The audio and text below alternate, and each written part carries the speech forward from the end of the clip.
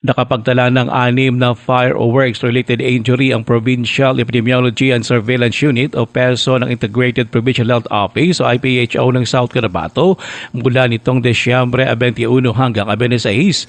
Ayon sa IPHO, ito ay mas mababa ng 57% sa 14 na mga kaso na naitala sa kaparehong panahon noong 2024. Ang tig-isang fireworks-related injury ay mula sa Coronadal at mga bayan ng Pulumulok, Tampakan, Tantangan, Teboli at Tupi.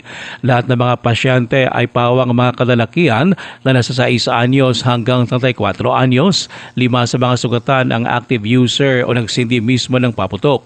Isa sa mga pasyente ay na-admit habang outpatient naman ang iba pa. Paalala naman ni IPHO Health Education and Promotions Officer Eldon Hanserami sa publiko, salubungin ang bagong taon na ligtas at kompleto ang mga daliri. Ito ay sa pamamagitan ng pag-iwas sa mga paputok lalo na ang mga iligal. Nananawagan din sa Serami sa mga magulang na huwag hayaan ang mga anak na humawak ng mga paputok at isupervise ang mga minor sa lahat ng oras. Payo pa na Serami sa publiko para sa mas ligtas na New Year, gumamit ng mga alternatibo at ligtas na pampaingay o makinuod na lang sa community fireworks display.